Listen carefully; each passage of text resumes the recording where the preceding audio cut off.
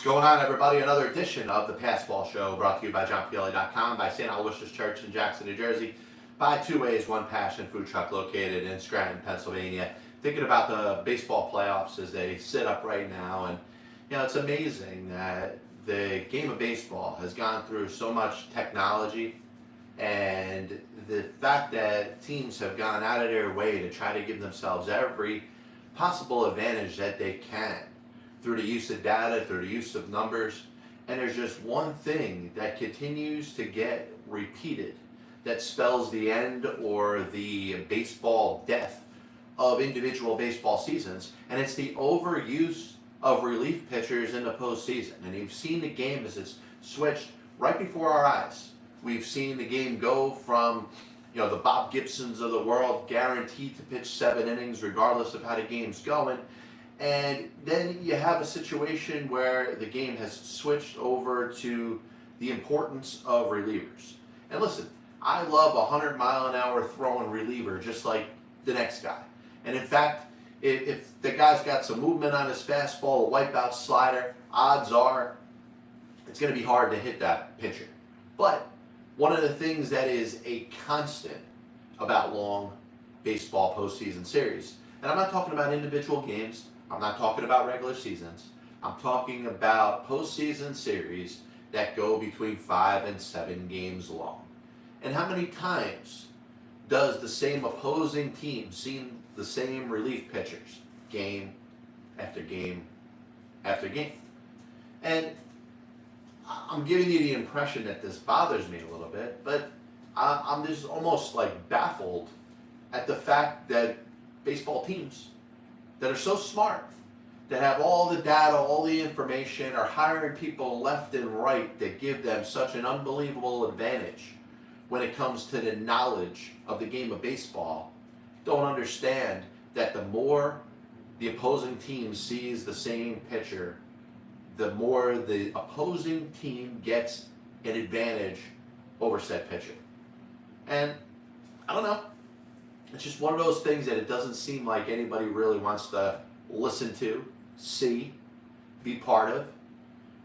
It's frustrating to me because I look at it, and if there was a team that I was rooting for, I would say that team is putting itself in a situation where it's going to be hard for them to win. That same reliever that is lights out in game 1, maybe just as good in game 2, but if you still see him in games 3, 4, 5, 6, and 7, at some point, the opposing hitters are going to have a different type of approach when they're going up against them. And I've spoken, whether it's this show right here, the PBS, whether it's Contending Baseball, which we could hear on a Contender, download the Contender app, the whole thing. The relievers that continuously are used in the same series at some point get beat. Will Harris in 2019 with the Houston Astros eventually got beat.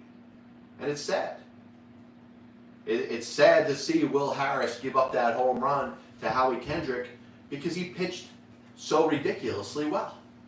He could have been a candidate for the MVP of that series. He looked that good. But he was used too many times. Brandon Morrow was used in 7 games of the 2017 World Series between the Astros and the Dodgers. At some point, the Astros got to him. The Yankees in 2019 thought it would be a great idea to have a bullpen lineup set up to where Chad Green would come in, followed by Tommy Canley, Adam Ottavino, Zach Britton, and Aroldis Chapman. And if you use those same relievers every single game, the Yankees were going to be guaranteed to win. To me, this is unbelievable how not only have teams gone reliant on their relievers, but they've become completely ignorant to the fact that the more a team sees of the same reliever, the more the advantage goes to the opposing team. And I look at the Dodgers and the Dodgers' decision to use a bullpen game. I don't have a problem with a bullpen game. I don't have a problem if you want to use an opener. I understand that there's value to it. You get the max out of whatever pitchers come in a game, and they give you an inning or two, and the more pitchers that are on the top of their game, you could win a game, you could shut a team out, you could win a 1-run game like that. All those things are a possibility. And you know what? If you play the numbers, it probably tells you that there's a good probability that that's going to happen. The issue I see is the more you give a team a fresh look at a same relief pitcher, the more that opposing team is going to get an advantage. And it's going to be up to the Dodgers, who keep throwing Corey Knebel and Blake Trinan and Kenley Jansen and all these other relievers that they got that at points have been dominant. Some of them have been even excellent. At some point, Braves are going to get a good and a better look at them. The Braves have played 6 postseason games to this point. 6 postseason games, they've used Luke Jackson and Tyler Matzik out of their bullpen. Now, their algorithm or their stat guy or girl may give them the information and say, hey, use this pitcher again.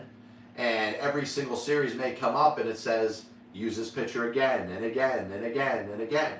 And that might be a glitch in the algorithm that's set up.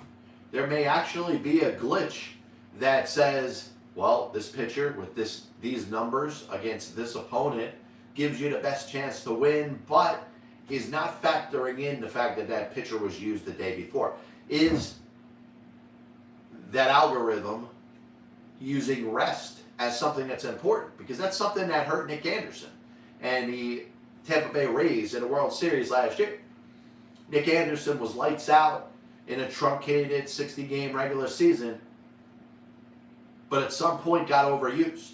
At some point, every single time the Rays ran their algorithm as to who to use in a certain spot, Nick Anderson's name came up, and it benefited the Dodgers.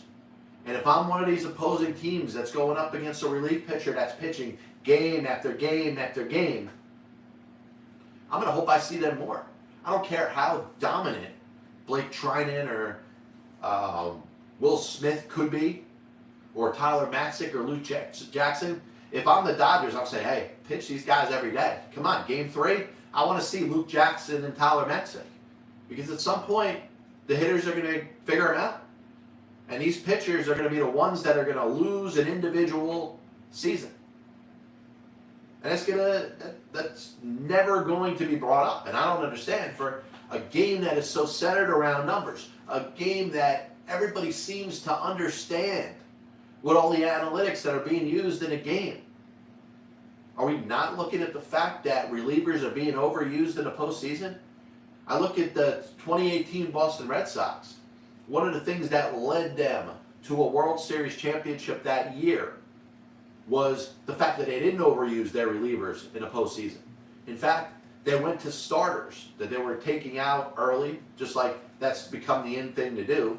You know, you got a guy like Max Scherzer, and I understand he's been used a lot. They used him as the closer to close out the Giants in a tough 5-game series. But the need to use these starters at some point. You're saving them by taking them out in the 3rd and the 4th and the 5th inning. The Red Sox in 2018 used them to close out games. Nathan Eovaldi, Chris Sale, pitching in big spots out of the bullpen. And think about what happened in 2019. I'm sorry, what are we, 8 years away from 2029? If I could tell you what's going on in that year, I'm sure a lot more people would pay attention to what I'm saying. But in 2019, the Washington Nationals win their first World Series championship on the back of their big-time starting pitchers. And it wasn't because Max Scherzer or Steven Strasburg or Patrick Corbin are going out there pitching 9 innings every day. It's not the 1967 World Series with Bob Gibson. It's not the 1957 World Series with Lou Burdett. We're not talking about pitchers pitching 9 innings 3 times over the course of a 7-game series, but with the understanding that starters are going to come out at some point, the first sign of trouble. In some cases, before they can face a opposing batting order for the 3rd time. I'm looking at the Nationals' decision to use their starters as relievers to close out games. That led them to a World Series championship in 2019. And what happened with the Rays? The overuse of Nick Anderson put the Dodgers in a position to tee off on Nick Anderson at some point. Listen, Braves are in a good spot, winning the first 2 games in Atlanta. Good for them. They got to go to LA now. If they're ever going to listen to me, I would give Tyler Maxick and Luke Jackson game 3 off. And I might even give them game 4 off. And I get it. You know, you start to rely on certain relievers that, you know, you just know are that good. And then you got guys in the front of your bullpen that you really don't want to use unless it's a blowout. Every now and then you benefit from having a game that goes that way. But here's what I look at. The overuse of relievers comes back to bite these teams every single time. You can go back to 1986, and I'm sure Gene Mauch wishes that maybe he went to Donnie Moore one less time over the course of the first 5 games of that series. You know, you fall in love with a certain reliever, and you think that every time he's going to go out there, he's going to be lights out, and it happens every single time. In a 5 to 7 game series, a team that's going up against the same pitcher eventually figures him out. Now, where is that in the analytic world? Where is that in the, you know, the computer guy and girl world? Why is that not being brought up? But I could see the Braves losing a very important game, maybe even a series, with Tyler Maxick or Luke Jackson on the mound. And it's not that Tyler Maxick and Luke Jackson aren't good enough. It's that the Dodgers are going to figure them out at some point. And you look at some of the relievers of the other teams. You know, the Red Sox don't really have a closer. They're trying to figure out who to go to in the best spot. I'd worry a little bit about Garrett Whitlock. He's had a great year. Maybe the Red Sox at some point, you know, if they space him out, they space out his appearances, he could be lights out every single time he grabs the ball. But if they use him a little too much, you're going to look at the Houston Astros, they're going to get a better look at him. You know, think about the Red Sox going up against the Ryan Presley. You know, even a Ryan Stanek, who's been used a little bit too much in the postseason this year. These are all different things that have to be looked at, but it all centers around the same thing. The overuse of relievers in the postseason is coming to a point where it's going to be the reason that teams are out of the playoffs. A couple of different things we're going to hit up. I'm thinking about the NCAA National Championships and thinking about most specifically, the 2004 USC Championship that was vacated. Pete Carroll, is not considered a national championship head coach, and they take it away. And I compare it a lot to steroids and the use of performance-enhancing drugs in baseball. Things happen. You know, sometimes they have something to do with the game. Sometimes they don't have anything to do with the game. But we feel like we could go back in revisionist history and erase something that we already saw with our own eyes. You may not want to acknowledge Barry Bonds as the single-season home run champion. You may not want to acknowledge Roger Clemens for winning the most Cy Youngs in baseball history. Now, it doesn't mean it didn't happen. So this weird, mantra set up to try to vacate titles in the NCAA, like we're going to say that USC team was not good. That team was a national champion. Now you say, all right, we're going to take it away. We're going to take away Reggie Bush's Heisman Trophy. But we know that he was the Heisman Trophy winner. We know that USC won the national championship that year. We saw it with our own eyes. You're not going to tell a person that saw something that they didn't see what they saw. I watched Barry Bonds do the things that he did. You may not like the way Barry Bonds did it, but it sure as hell happened. He sure as hell was one of the immortal players in the history of Major League Baseball, right up there with the likes of a Lou Gehrig because of how dominant and feared that he was. The Baseball Hall of Fame may not want to recognize that, but it happened. And this is the point that I make, that we try to, from whether it's using revisionist history to take away things that we already saw, and using that to cancel culture. As we try to eliminate people that did certain things because we don't like something that they did later on. OJ Simpson is a prime example. OJ Simpson was one of the greatest college football running backs in the history of college football. He was one of the greatest running backs in the history of the National Football League. He was great on Naked Gun. He was the best possible character to use as Norberg. He was great on a Hertz commercial. He was good doing analyst work on major networks talking about football. Was he involved in the murder of his wife? Did he kill his wife? This is all for the general public to feel. You feel that happened. All right, maybe it did, maybe it didn't. He went to trial. He was found not guilty. But whether he was found guilty or not guilty has nothing to do with anything that he accomplished beforehand. You want to say he's a bad person, you want to never mention the name OJ Simpson again, that's up to you. That's your own prerogative. He was the greatest college football running back in the history of college football. One of the greatest to ever handle a football in the National Football League. A deserved Heisman Trophy winner and Hall of Famer. Aaron Hernandez was a dominant tight end on good New England Patriots teams. He was a murderer. He killed himself because he didn't want to live in prison the rest of his life. That may be what he gets remembered for, but it has nothing to do with what he did on the football field before that. A dominant player for Florida, the University of Florida, a good, solid receiving tight end for the New England Patriots. Made, certainly further than bad decisions, I'll tell you that. And it slides me into the third thing that I wanted to bring up today, and that's Urban Meyer. The NFL and a lot of fans are kind of happy throwing dirt on the whole John Gruden thing. And John Gruden, listen, obviously has some issues.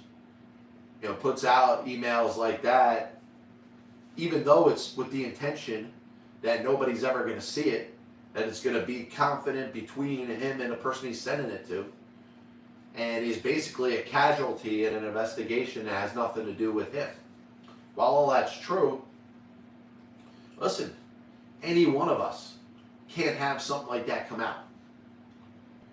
It's an indictment on us as a person. And you certainly can't go back and be a leader and be a coach when your players think that little of you. And they're going to think little of you because of the things that you say. So, as unfortunate as it was, and as much as John Gruden basically got hit with fire that had nothing to do with him, until the emails came out, it did have something to do with him. And you think the same type of approach is being handled in regards to Urban Meyer. Urban Meyer, he may not be a long-term NFL head coach. This may not be for him. I don't know. Maybe we'll figure out at the end of the season, maybe it'll be a decision that he's going to walk away and the Jacksonville Jaguars will have a new coach next year. Maybe Urban Meyer is a better college coach than an NFL head coach. Obviously, you're looking at 6 games so far. The Jaguars won their first game. They haven't won a game in this country yet. They did win in London. Is that setting themselves on their way? Are they going to all of a sudden get it into gear and be a solid football team under Urban Meyer? My fear is that we're not going to get a chance to see whether that would happen or doesn't happen. And a lot of it has to do with the same cancel culture that we get involved in within society, and we use tunnel vision to try to run people out of spots just to make ourselves feel good. Urban Meyer has to earn the respect of his players. He's done some weird things. We live in a society where players are subordinates, per se. And I use the word subordinate to talk about people in the workplace. Everybody has a boss. So people that are in a position, or let's say an inferior position, and their boss is above them, will do everything they can now in the year of 2021 to undermine their boss. It's becoming common practice. The question we're going to find out with the Jacksonville Jaguars, is Urban Meyer the guy to lead them over time? And if he could somehow get through this season, and trust me, after the media celebrated their victory in destroying or contributing to destroy the life of head coach John Gruden, they want to carry that over and bury Urban Meyer in the same way. Now, Urban Meyer may have done a couple things that are unethical. I don't think he's violated the law by any stretch of the imagination. He certainly hasn't done anything to defy the laws of the National Football League. Now, he may not have the respect of his players, and it's going to be hard to. It's going to be hard for any coach of a team that's lost 20-something games in a row to all of a sudden have the respect of the players. Now, Meyer takes the job in Jacksonville, obviously not that far away from Gainesville, where he was a great head coach for the University of Florida. Perfect spot, perfect shot opportunity for him. He gets Trevor Lawrence, the highly touted quarterback out of the University of Clemens. This is something that'll probably take a little while to build. My hope is that Urban Meyer gets that chance to do that. And if he could get through this season, which may not be the easiest thing to do, I think he'll have a chance to build that franchise. Now, you look at Nick Saban, who coached the Miami Dolphins for 1 year before going back to school and coach Alabama. Obviously, he's becoming a legendary head coach with the University of Alabama, all the national championships he's won there. Bobby Petrino coached the Atlanta Falcons for a year before going back to school, realizing that wasn't for him. I'm willing to buy that there's a little bit of a difference when it comes to coaching college kids and coaching NFL pros. There's going to be more of a feeling that pro football players have earned their spot and opportunity to be there. They're going to act differently. They're going to act like they're on the same level as the coach because they're pros, and in a lot of cases, the best players on the football team are getting paid a lot more than a head football coach. College kids, listen, they got to balance in education. They got to do well in their classes. In many cases, they look up to their coach as a hero, a mentor. It's different in the NFL. And that's going to be the biggest thing when it comes to Urban Meyer. Is he able to make that transition? Leading an NFL team is different than leading a college football program. For that reason alone, the fact that the athletes, the players, and listen, some of the players may become Hall of Famers in the National Football League. But at that moment, they look up to their coach for guidance. The average NFL player doesn't look to their coach for guidance. They try to listen, they perform. They're out there to make a name for themselves on the football field. And the coach has got to be a leader of the institution. It's important that the coach earns respect from the players. And this may be where Urban Meyer's failing right now. And it may be something that takes time. I'm sure that Shad Khan, the owner of the Jacksonville Jaguars, wasn't expecting the Jags to all of a sudden morph into this Super Bowl championship caliber team in 1 year. Very unlikely that was going to happen. But you look at the fact that, things are going probably as well as expected. This is not a team that was expected to tear up the AFC South and win a bunch of games and be in a position to get to the playoffs in year number one. It's the off-the-field stuff. It's the not traveling, with the team. It's the, dancing with some chick that obviously wasn't his wife. And the football players, the ones that, like I said, aren't looking up to him, aren't looking up to Coach Meyer as their hero like they did when he was the college coach. They're kind of laughing at him. Now, what's going to be the common denominator? What's going to get the Jaguars through this as quick as possible? Sure, it's going to be winning games. And they get a taste of victory. They beat the Miami Dolphins, who don't look like they're going to be a good team this year, in London. Good game. between a couple teams that probably aren't going to sniff the playoffs. But the Jags get their first win. Urban Meyer gets his first win as a football coach in the National Football League. Now, the Jags can get to around 500. Certainly, I don't expect them to be a postseason football team. But they can play respectable football and start to make it look like Urban Meyer's system is kind of working. Then I think we're looking at somebody that has a chance to be a good NFL head coach, and I'm rooting for him. I'm going to admit it. I've been the one that has rooted for those that are up within the cancel culture. The U.S., when it comes to sports, wants to cancel Urban Meyer. It's made me a fan. And if you find a lot of my takes when it comes to sports, I seem to side with the one that is in some cases embattled, that in other cases is looked down upon, because I can't stand this culture that's set up where we use this tunnel vision to try to eliminate people from positions they're in. How would you like it in whatever job it is that you did? Somebody landed this type of campaign against you and just went out to try to destroy you when you didn't have any chance to defend yourself, because you're a public figure, because you have so many other people that are just listening and aren't ever going to listen to the facts. They're just going to go out there to try to destroy you. In case you're wondering why I take the sides of the embattled, and in this case, I'm taking the side of Urban Meyer. Now, he's got to, at some point, stop having these distractions. You can't have any more of these incidents happening off the field. He's looking foolish. At some point, the Jaguars got to win some games. Are they doing it now? Well, they won one. See how things go in the future. This is John Pielli here, Pass Ball Show, brought to you by JohnPielli.com, by St. Aloysius Church in Jackson, New Jersey, by Two Ways, One Passion Food Truck, located in Scranton, Pennsylvania. A little bit of a recap of the show today, and then I'll get out of your way. I'll tell you what's going to bother teams, what's going to hurt teams in the postseason in Major League Baseball is the overuse of the same relievers.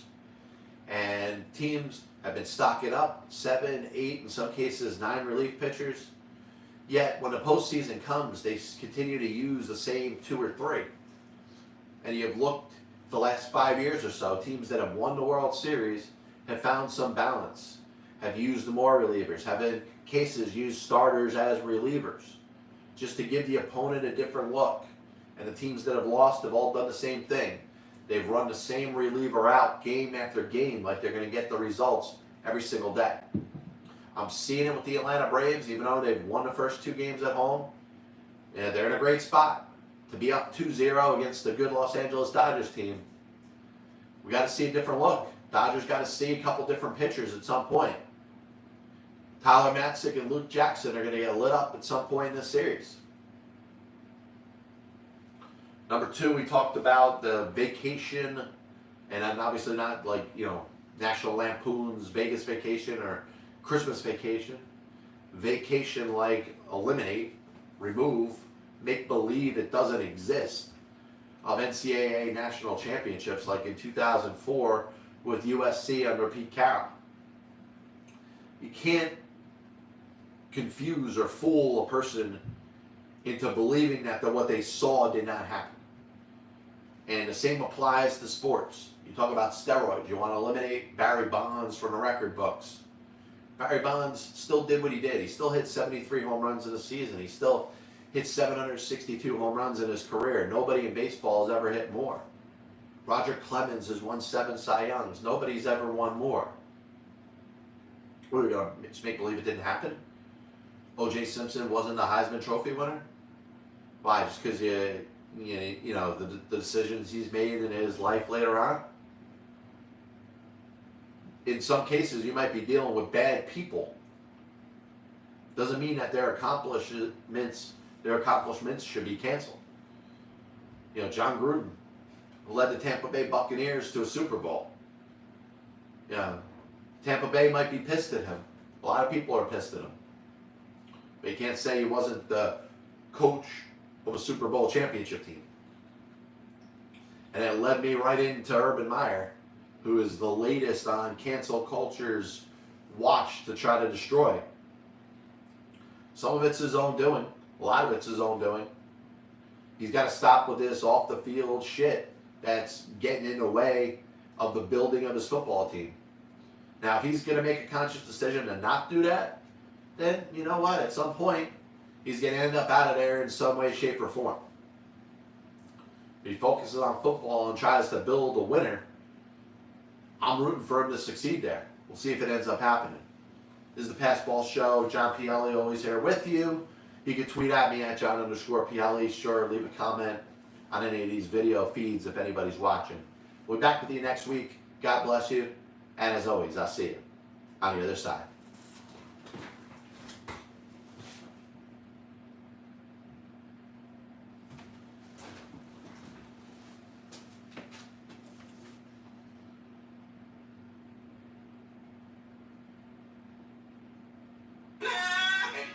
Stretch when they won 5 games and lost 3 games.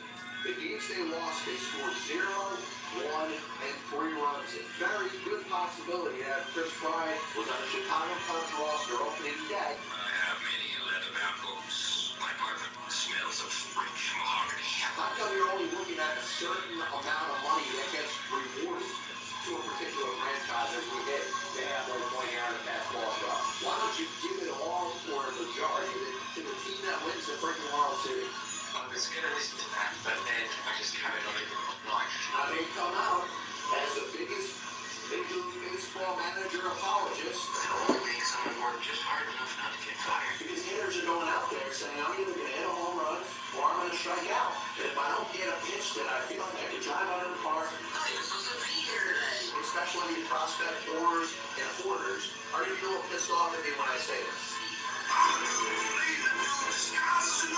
There are only 2 managers in baseball's Hall of Fame who have losing records. One of them is the iconic Connie Mack, who you can say, in spite of winning 5 World Series championships as a manager, could be in as much as a pioneer and Bucky Harris.